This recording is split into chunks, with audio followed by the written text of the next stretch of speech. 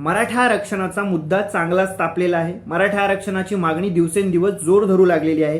त्यासाठी मनोज जरांगे पाटील उपोषणाला बसलेले आहेत। त्यांचं दुसऱ्या टप्प्यातील आमरण उपोषण सुरूच आहे। 8 दिवसांपेक्षा जास्तीचा काळ लोटून गेलेला असला तरीही सरकार आरक्षणावर कधी ठाम राहणार किंवा सरकार आरक्षण कधी देणार याच्यावर प्रश्नचिन्हच निर्माण झालेलं पाहायला मिळते। सर्वपक्षीय बैठक देखील झाली, त्यामध्ये सरकारला वेळ दिला जावा असा ठराव करण्यात आला आणि मनोज जरांगे यांनी उपोषण थांबवावं, त्यांनी अन्न पाणी घ्यायला सुरुवात करावी अशी विनंतीही त्यांना करण्यात येत आहे। परंतु सगळीकडे आत्ता मराठा आरक्षण मिळालंच पाहिजे अशी भावना निर्माण झाली आहे। मग ही मागणी आत्ताचीच नाहीये, तर या मागणीला मागच्या अनेक वर्षांचा इतिहास आहे।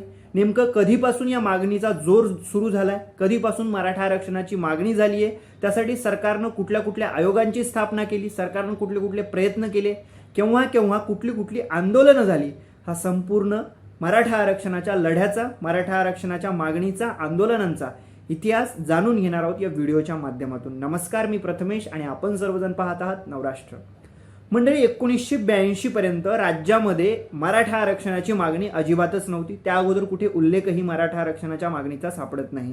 1982च्या मार्च महिन्यामध्ये अण्णासाहेब पाटील यांच्या नेतृत्वामध्ये मुंबईमध्ये एक मोर्चा काढण्यात आला। त्या मोर्चामध्ये इतर काही मागण्या, 11 मागण्या आणि त्यासोबतच मराठा आरक्षणाची मागणी करण्यात आलेली होती। अण्णासाहेब पाटील माथाडी कामगार नेते होते। अण्णासाहेब पाटील यांनी बाबासाहेब पाटील हे तेव्हाचे मुख्यमंत्री त्यांच्या सरकारकडे मागणी केली की मराठ्यांना आरक्षण मिळालं पाहिजे। त्यासाठी त्यांनी सरकारला अल्टिमेटम देखील दिला आणि मराठा आरक्षणाची मागणी पूर्ण झाल्या नसल्यामुळं अण्णासाहेब पाटील यांनी सांगितल्याप्रमाणे स्वतःच्या डोक्यामध्ये गोळी घालून आत्महत्या करून घेतलेली पाहायला मिळाली। ही टिणगी 1982च्या मार्च महिन्यामध्ये पडली। तेव्हापासून ते आजपर्यंत मागच्या 40 वर्षामध्ये मराठा आरक्षणाची वेगवेगळ्या स्तरावर वेगवेगळ्या पद्धतीने मागणी करण्यात आली। कधी आंदोलनं, कधी उपोषणं, मोठमोठे मूक मोर्चे, हे सगळं 40 वर्षामध्ये झालेलं पाहायला मिळतं। त्यानंतर अण्णासाहेब पाटील यांची आत्महत्या झाली। पुढे 1992 मध्ये आयोग स्थापन करण्यात आला, पहिला राज्य मागासवर्ग आयोग। न्यायमूर्ती खत्री यांच्या अध्यक्षतेखाली या आयोगाची स्थापना करण्यात आली। या आयोगाने अभ्यास करून महाराष्ट्रभर फिरून महाराष्ट्रातील मराठा समाजाची परिस्थिती जाणून घेऊन ज्यांच्या एक अहवाल सादर केला महाराष्ट्र सरकारपुढे 2000 मध्ये। इसवी सन 2000 मध्ये या अहवालामध्ये असं सांगण्यात आलं, ज्यांच्या कागदपत्रामध्ये कुणबी मराठा किंवा मराठा कुणबी असं लिहिलेलं आहे, पोटजात कुणबी आहे, अशांना ओबीसी मध्ये आरक्षण मिळालं पाहिजे, अशांचा समावेश ओबीसी मध्ये केला पाहिजे असा अहवाल या न्यायमूर्ती खत्री आयोगाने सादर केला आणि ती मागणीही पूर्ण करण्यात आली। परंतु ज्यांच्याकडे कुणबी हे प्रमाणपत्र नव्हतं किंवा ज्यांच्या पोट जातीमध्ये कुणबी असा उल्लेख नव्हता, ते मात्र ओबीसी वर्गवारीपासून वंचित राहिले आणि ही मागणी पुन्हा एकदा जोर धरू लागली। मग पुन्हा न्यायमूर्ती बापट यांच्या अध्यक्षतेखाली आयोगाची स्थापना करण्यात आली। न्यायमूर्ती बापट समितीने, संपूर्ण आयोगाने संपूर्ण राज्याच्या परिस्थितीची पाहणी केली आणि 2008 मध्ये राज्य सरकारला अहवाल सादर केला। न्यायमूर्ती बापट समितीने राज्य सरकारला सादर केलेल्या अहवालात मराठा आरक्षण देण्यासाठी स्पेशल नकार दिलेला पाहायला मिळाला। पुन्हा एकदा 2008 मध्ये नकार दिल्यामुळे मराठा संघटना आंदोलन करायला लागल्या। मराठा संघटना, मराठा संघटक, मराठा नेते आक्रमक झालेले पाहायला मिळाले आणि पुन्हा एकदा आरक्षणाची मागणी जोर धरू लागली। जशा जशा 2014च्या निवडणुका जवळ येऊ लागल्या तशा तशा 2013 मध्ये पृथ्वीराज चव्हाण यांच्या सरकारने एक समिती स्थापन केली। काँग्रेस आणि राष्ट्रवादीचं सरकार होतं, त्या समितीमध्ये नारायण राणे हे अध्यक्ष होते। नारायण राणे यांच्या अध्यक्षतेखाली समितीने संपूर्ण महाराष्ट्राचा दौरा केला, महाराष्ट्रातील मराठा समाजाचं पाहणी केली, मराठा समाजाला नेमकं कसं आरक्षण देता येईल यासाठी त्यांचे मराठा समाजाला मागच दाखवण्यासाठीचे प्रयत्न केले आणि 2014 मध्ये हे आरक्षण मराठा समाजाला देण्यात आलं। पृथ्वीराज चव्हाण यांच्या सरकारने हे आरक्षण दिलं, तेव्हा मुख्यमंत्री पृथ्वीराज चव्हाण हे होते। नारायण राणे समितीचा तो अहवाल मिळाला आणि मराठ्यांना शैक्षणिक आणि सामाजिक दृष्ट्या मागास वर्गामध्ये आरक्षण 2014 मध्ये मिळालं। 2014 मध्ये पुन्हा सरकार पलटलं, सत्ता परिवर्तन महाराष्ट्रामध्ये झालं, भाजपचं सरकार आलं, देवेंद्र फडणवीस मुख्यमंत्री झाले। त्याचबरोबर 2014 मध्ये जसं सत्ता परिवर्तन झालं तसं अहमदनगर जिल्ह्यामध्ये कोपर्डी येथे बलात्काराची घटना घडली। कोपर्डीच्या त्या ताईवर अमानुषपणे बलात्कार झाला आणि पुन्हा एकदा मराठा आरक्षण जे मिळालं होतं त्याला स्थगितीही मिळाली आणि या दोन्ही बाजू धरून पुन्हा एकदा महाराष्ट्रामध्ये मराठा आरक्षणाची मागणी जोर धरू लागली. कोर्टामध्ये आरक्षण टिकलं नाही, त्यामुळे मराठा आरक्षणाची मागणी जोर धरली आणि मूक मोर्चे निघायला लागले.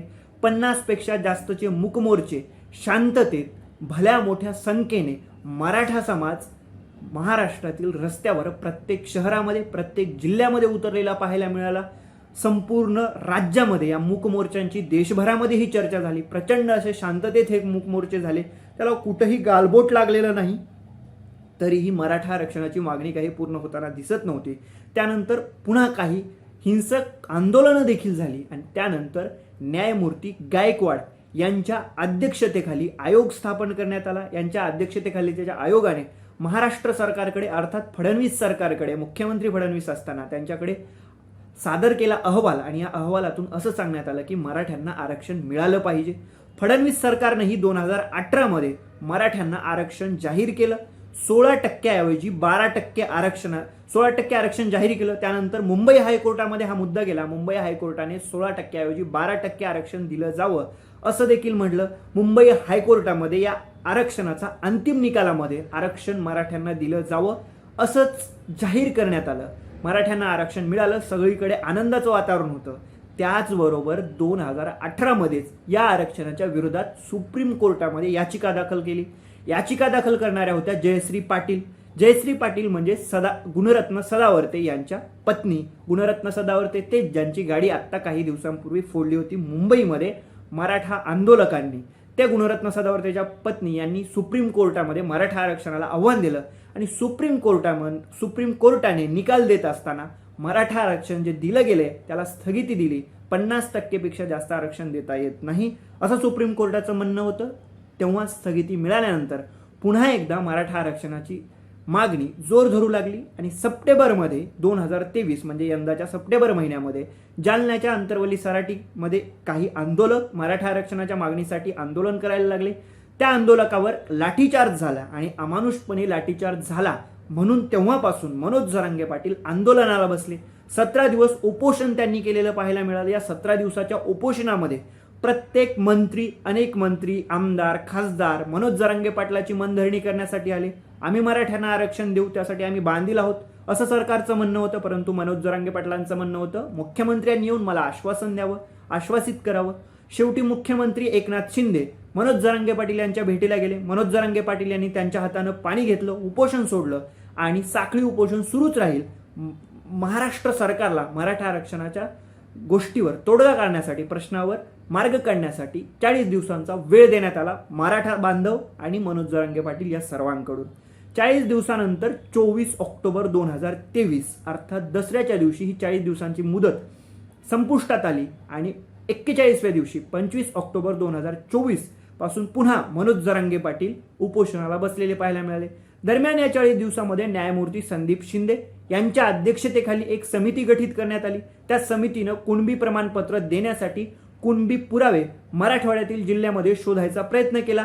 1,72,00,000 पुराव्यांचा, कागदपत्रांचा त्यांनी अभ्यास केला, तपासून पाहिले. त्यापैकी 13,500 पुरावे त्यांना सापडले आणि त्या लोकांना कुणबी प्रमाणपत्र वाटप करायला 1 नोव्हेंबर 2023 पासून सुरुवातही झाली.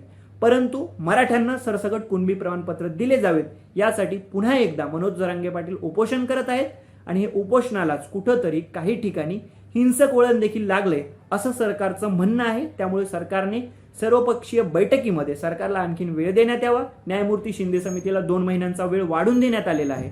अशा सगळ्या मागण्या करण्यात आलेल्या आहेत आणि मराठ्यांना आरक्षण कधी मिळेल याचा काही आणखी तोडगा निघताना पाहायला मिळत नाही. म्हणजे 1982 पासून 2023 पर्यंत 40 वर्षापेक्षा जास्त कालखंडाचा हा इतिहास मराठा आरक्षणाच्या मागणीचा, आंदोलनाचा, उपोषणांचा, मोर्चांचा पाहायला मिळतो. यावर तुम्हाला काय वाटतं? मराठ्यांना आरक्षण कधी मिळेल? नक्कीच कमेंट करून सांगा आणि अशाच प्रत्येक माहितीपूर्ण व्हिडिओसाठी पाहत रहा नवराष्ट्र.